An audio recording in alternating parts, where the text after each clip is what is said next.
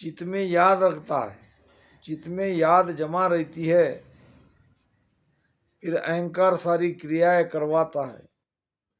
इस प्रकार मन बुद्धि चित्त अहंकार चारों के चारों रात दिन उनको जो चाहिए वो हमसे करवा लेते हैं और हमें पता भी नहीं चलता कि हम किस तरह से इस मन के गुलाम बन गए।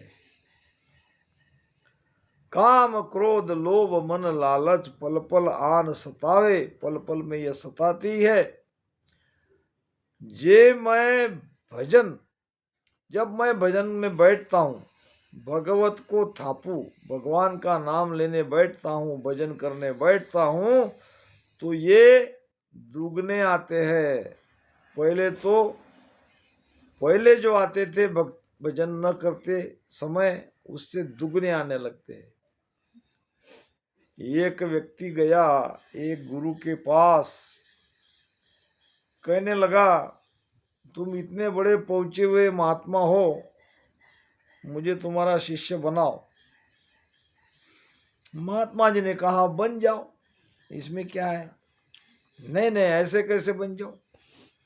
फिर कैसे बनते? तुम कोई मंत्र दो, कोई नाम दो। जब तुम मंत्र नाम दोगे तभी तो मैं तुम्हारा शिष्य बनूंगा। तुम मुझे कुछ कहो करने के लिए।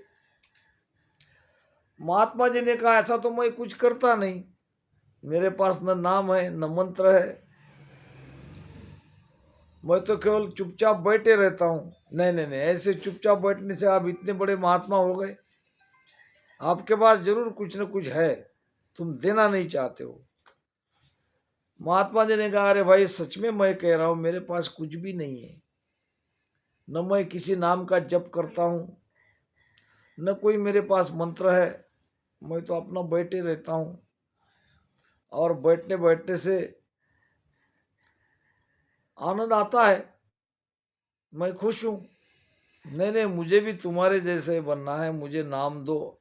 फिर नाम की बात, फिर मंत्र की बात। मेरे पास कुछ नहीं है, तुम जाओ मेरा पीछा छोड़ो।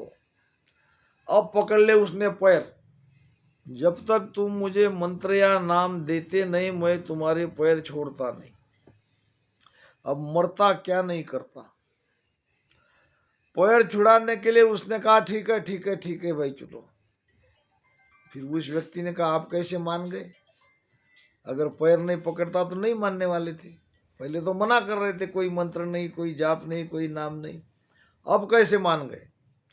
उठो भाई, अब तुम कहते हो तो तुम्हें मंत्र दे ही देता हूं। मैं तो यही चाहता हूं, दो।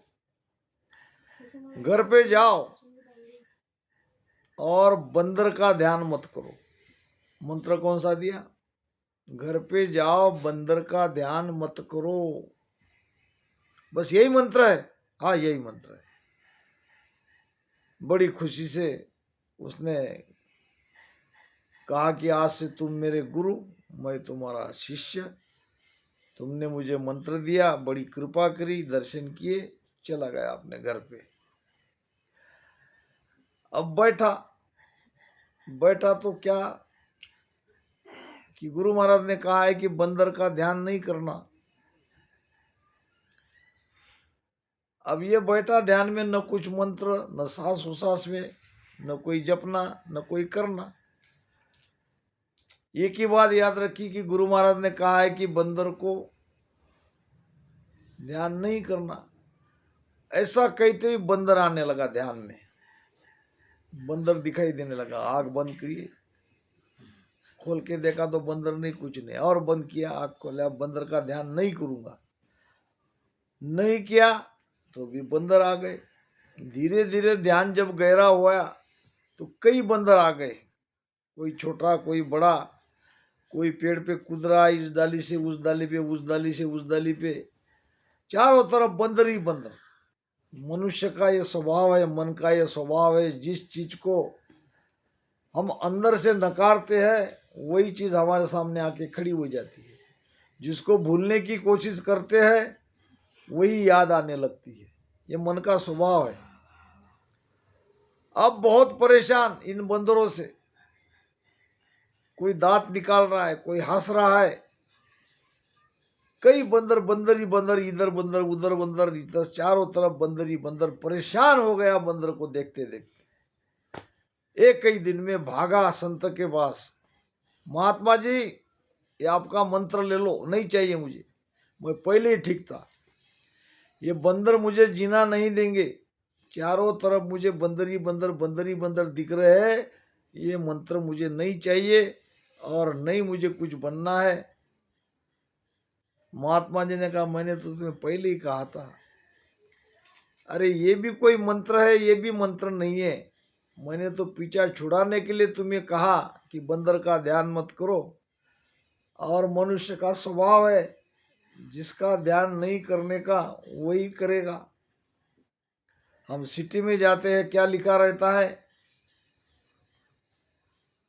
यहाँ पेशाब करना मना है, वहीं जाके पेशाब करते हैं। यहाँ गाड़ी खड़ी करना मना है, तो वहीं गाड़ी खड़ी कर देते हैं।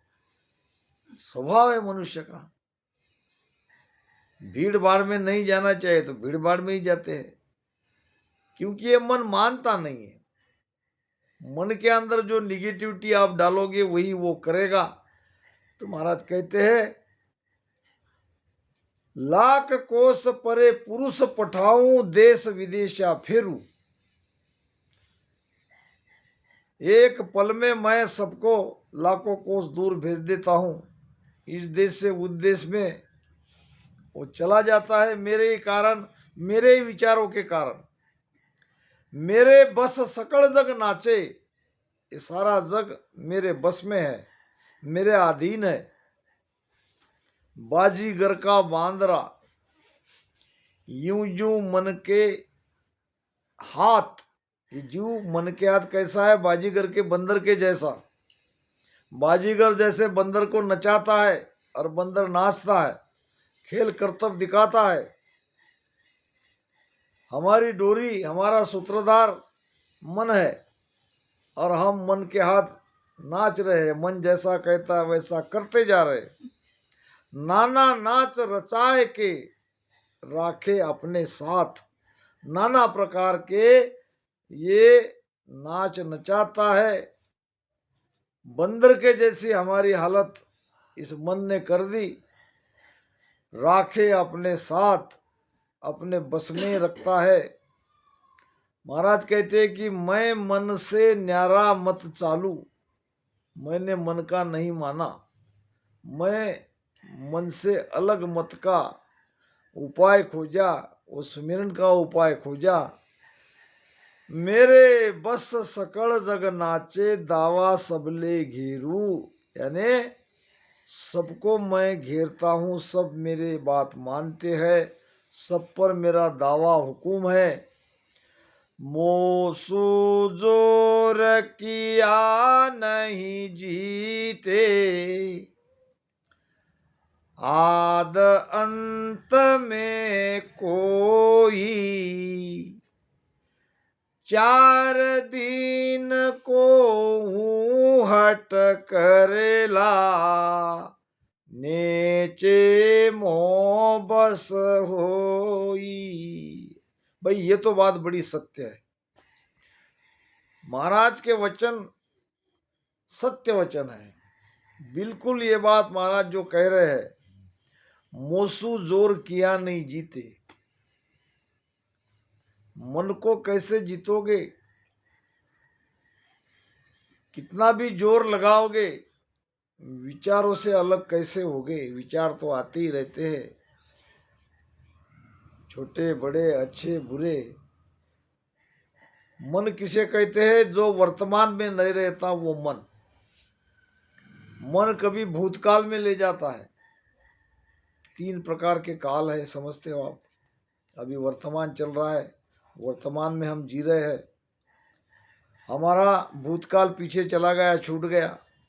आगे आने वाला काल है भविष्य काल। भविष्य में क्या होने वाला है यह हमें पता नहीं। अभी वर्तमान चल रहा है, मगर मन वर्तमान में रुकता नहीं।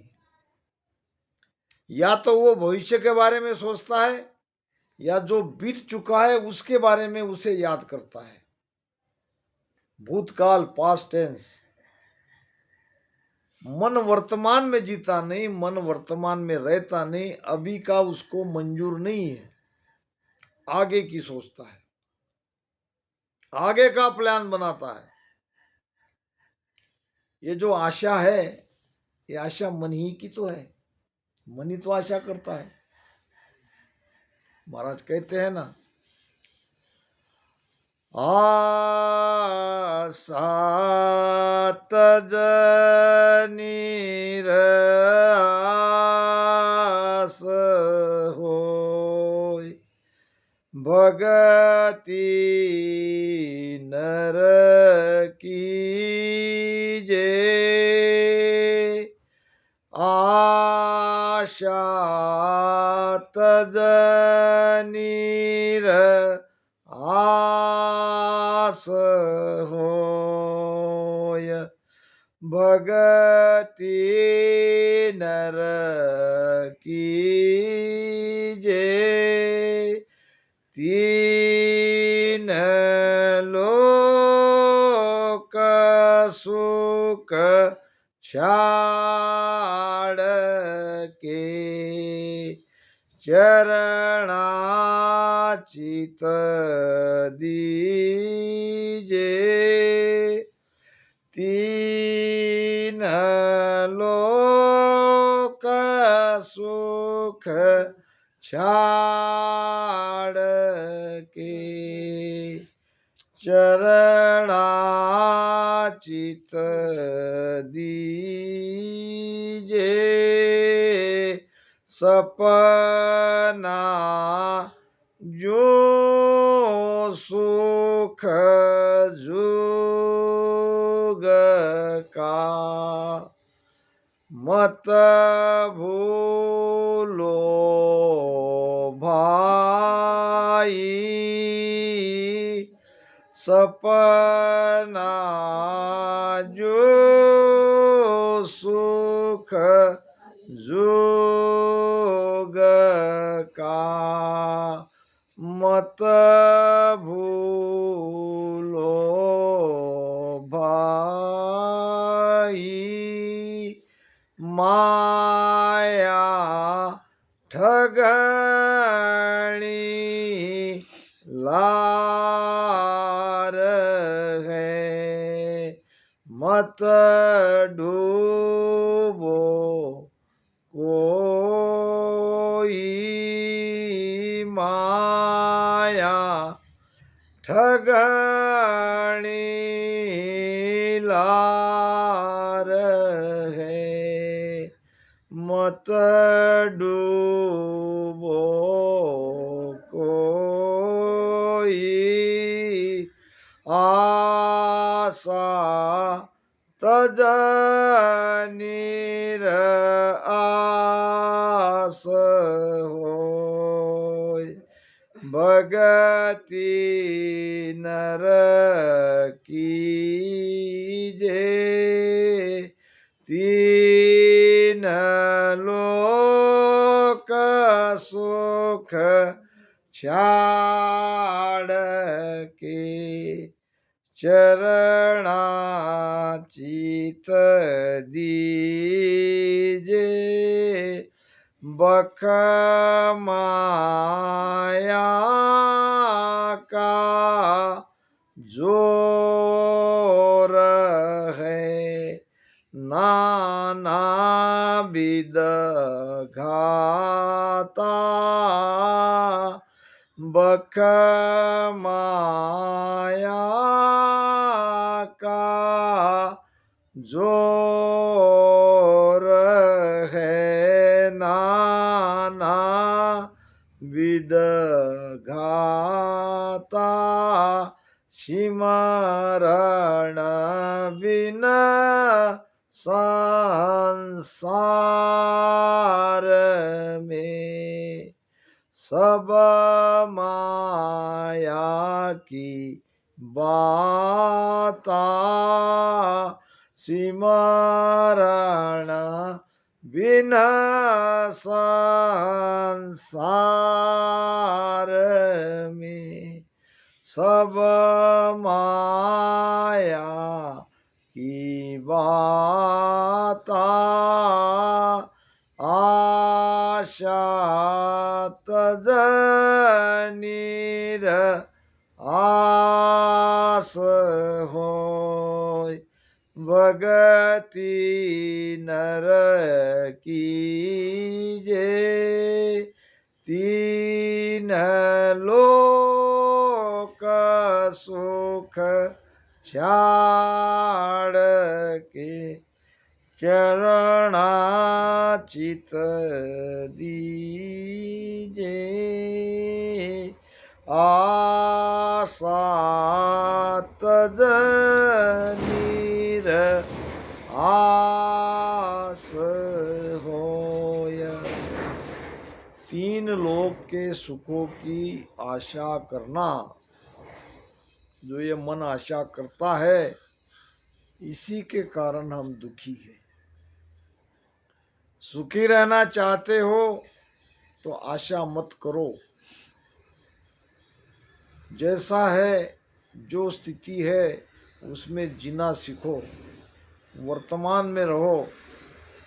भविष्य की आशा मत करो, भविष्य तुम्हारे हाथ में नहीं है। जो भी तुम्हारे भाग्य में होगा वो तुम्हें मिलेगा। भगवान गौतम बुद्ध कहते हैं, संसार में वो व्यक्ति धन्य है जो निराश है। कोई आशा ही नहीं, कुछ चाहिए ही नहीं, कुछ होना ही नहीं। बादशाह सिकंदर ने जगत जीतने की आशा मन में धारण कर रखी थी और आधे से ज्यादा देश को जीत भी लिया। अब वो आया हिंदुस्तान में। कुछ दिन रहने के बाद अपना लाव लश्कर तैयार करके निकला आगे। समुद्र के तट से रास्ता था। एक साधु वहां सोया पड़ा था, धूप ले रहा था मजे से। एक लंगोटी और एक लोटी, यही कुल उसकी जायदाद। बादशाह अलेक्जेंडर के सिपाही आए, सबको कहा झुको, बादशाह अलेक्जेंडर की सवारी आ रही है, उसके सामने गर्दन सब झुकाओ। कोई खड़ा नहीं रह सकता। और लोग झुकते गए, नाम जानते थे। ये संत बड़ा मस्ती में पड़ा रहा। उसको कहा, भाई उठो। क्यों उठो? बादशाह सिकंदर आ रहे हैं, तो आने दो, मुझे क्या। मैंने कहा उनको रोका है। आए तो आए, चले जाए, रास्ता है। उनके सामने कोई खड़ा नहीं रह सकता, तो तुम्हारे जैसा कोई लेटे कैसे? मैं तो धूप ले रहा हूं, धूप का आनंद ले रहा हूं। मेरे लेटने से बादशाह को क्या तकलीफ होती है वो हमें नहीं पता। तुम उठो, खड़े रहो। नहीं रहता। क्यों नहीं रहते? बादशाह की सवारी आ रही है, उसके सम्मान में तुम खड़े नहीं रहते, तुमको कैद में डाल दिया जाएगा, कोड़े पड़ेंगे। उसने कहा, तुम्हारे बादशाह को कहो कि वो बादशाह है तो मैं बादशाह का बादशाह हूं। इतने में बादशाह सिकंदर का रथ वहां आ गया, घोड़ा गाड़ी। अब उनको भी संत की बातों में थोड़ा इंटरेस्ट आने लगा। उसने पूछा कि भाई ये बताओ कि तुम बादशाह के बादशाह कैसे हो? संत ने अलेक्जेंडर को पूछा कि तुम बादशाह कैसे हो, ये बताओ। तो ये मेरे मस्तक पर ताज है, ये लाव लश्कर सारी, घोड़ा ऊंट हाथी का ये दल मेरे पास है, इतने बड़े मेरे सिपाही है, मैं इन सब का राजा हूँ। आधा जगत मैं जीत चुका हूँ, बाकी जीतने के लिए जा रहा हूँ। अब तुम बताओ, तुम बादशाह के बादशाह कैसे हो? फकीर ने कहा, मुझे पहले ये बताओ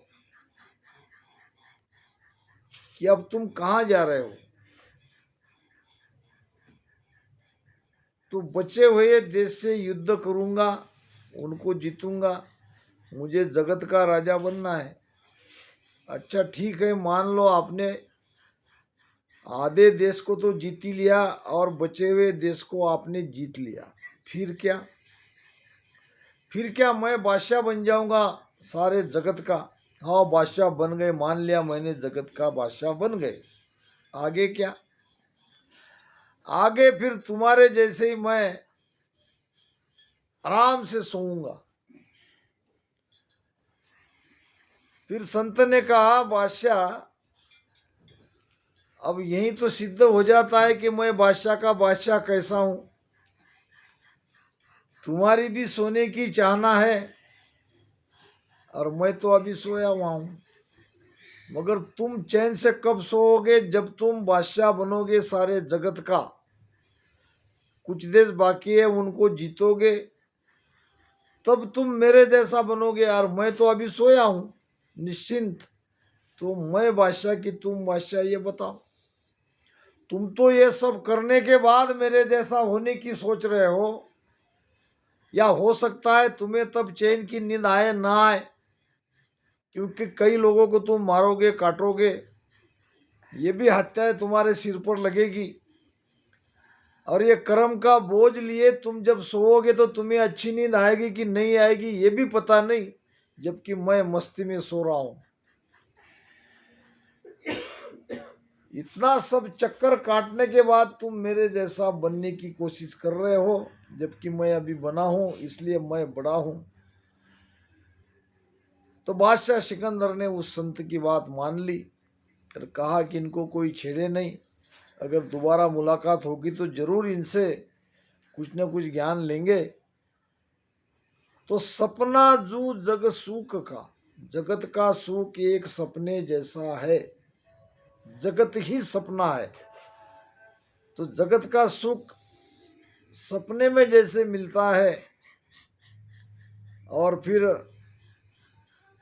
सपना टूटने के बाद हम सब भूल जाते हैं, अरे रे वो तो सपना था, ऐसे ही ये जगत का सुख है।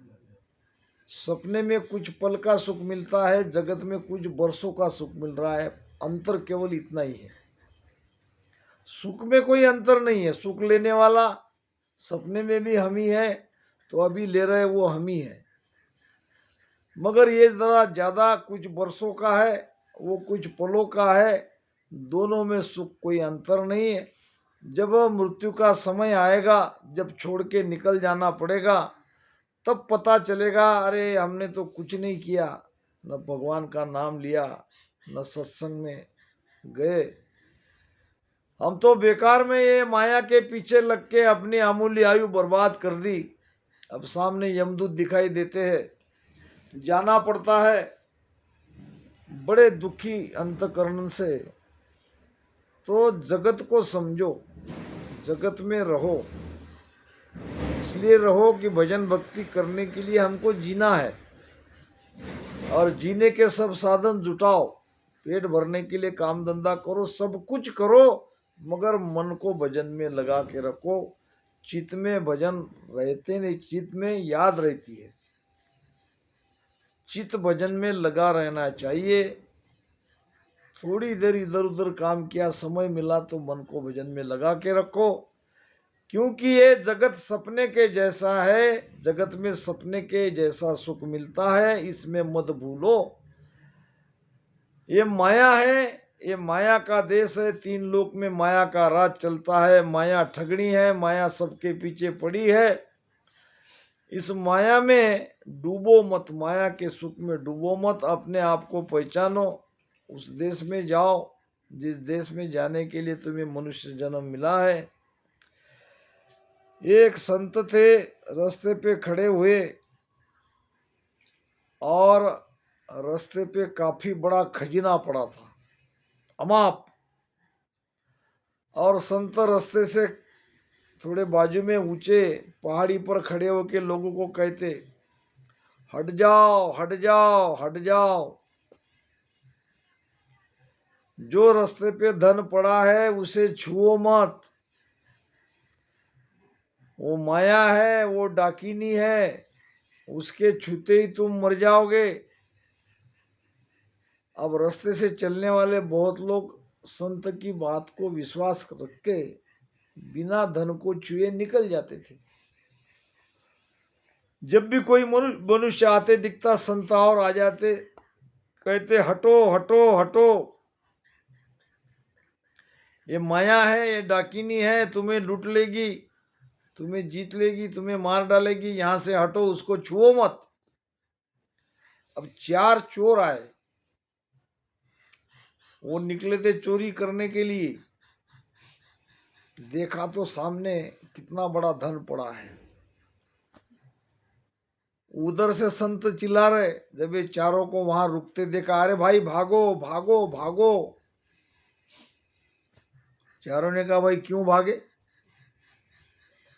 ये डाकिनी है, इसको छुओ मत, ये तुम्हें मार डालेगी। हम तो छुएंगे, ये तो धन है, हम धन को कैसे छोड़ते हैं? तुम जाओ, तुम्हारा काम करो। संतों को बोल दिया और चारों ने वो धन को अपने कब्जे में कर लिया। फिर लग गई उनको भूख। 2 कहने लगे कि हम नगर में जाते हैं, तुम्हारे लिए कुछ भोजन की व्यवस्था करते हैं और हम भी भोजन करके आते हैं, तब तक तुम ये धन की रखवाली करो। माया कैसी मन की गुलाम है। कबीर साहब कहते हैं, माया माया सब कहे, माया चिने न कोय, जेती मन की कल्पना से सब माया कहा है। इधर मन ने क्या किया देख लो। जो 2 गए थे भोजन प्रसाद करने के लिए, उन्होंने डट के भोजन किया और इन दोनों के लिए टिफिन तैयार किया। फिर दोनों ने विचार किया कि अगर इस धन के 2 ही हिस्से बटे तो, अभी तो 4 बटने वाले हैं, हमको 4 में कम हिस्सा आएगा, वही 2 भाग अगर इसका बटा तो हमको ज्यादा धन मिलेगा। दूसरे चोर ने कहा, ये बात तो सत्य है, फिर क्या करें? क्यों ना हम उन दोनों को मार डाले। तो कैसे मारेंगे? इसी भोजन में जहर मिला देते हैं। हाँ, ये बात तो बहुत अच्छी है। भोजन में जहर डाल दिया। अब वो दोनों बैठे बैठे सोच रहे थे यही कि ये धन का हिस्सा 4 भागों में बटेगा, इसके बदले में 2 में बटा तो कितना बढ़िया रहेगा, मगर कैसे बटेगा? तो एक दूसरे को कहने लगा, ये लोग हमारा भोजन लेके आएंगे, हम भोजन खा लेंगे और भोजन होते ही इन दोनों को मार डालेंगे, तैयार रहना तुम। इधर उन्होंने उसके लिए ऐसा सोचा, उन्होंने इनके लिए ऐसा सोचा। यही है माया, यही है मन के विचार, आते ही रहते। दोनों भोजन करके आए, टिफिन लेके आए, पूछा, आओ बैठो, तुमने भोजन किया? हाँ, लाओ। भूख लग गई थी, दोनों भोजन पर टूट पड़े और डकार लेने के बाद अपने अपने मैन से तलवार निकाली और जिन्होंने खाना लाया दोनों की गर्दन दोनों ने उड़ा दी। संत देख रहे थे। दोनों मर गए, दोनों खुश हो गए। धीरे धीरे फिर इनको चक्कर आने लगा, क्योंकि जहर का असर दिखने लगा।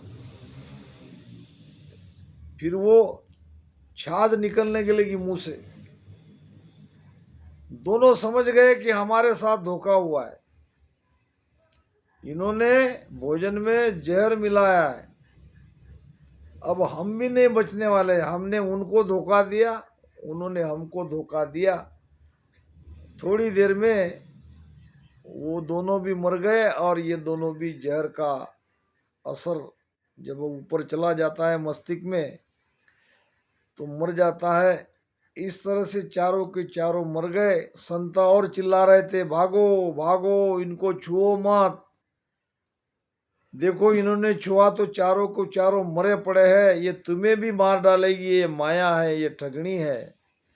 महाराज कहते हैं कि बक माया का जोर है नाना विध घाता, और सिमरन बिन संसार में सब माया की व्यथा। अगर अपना कारज करना है तो गुरु महाराज कहते कि लाख बात की एक है, जे कारज चाहिए, और कह सुखदेव तद झूठ रे सिमरन सच गई। भजन के अलावा सब झूठा है, भजन ही सच्चा है।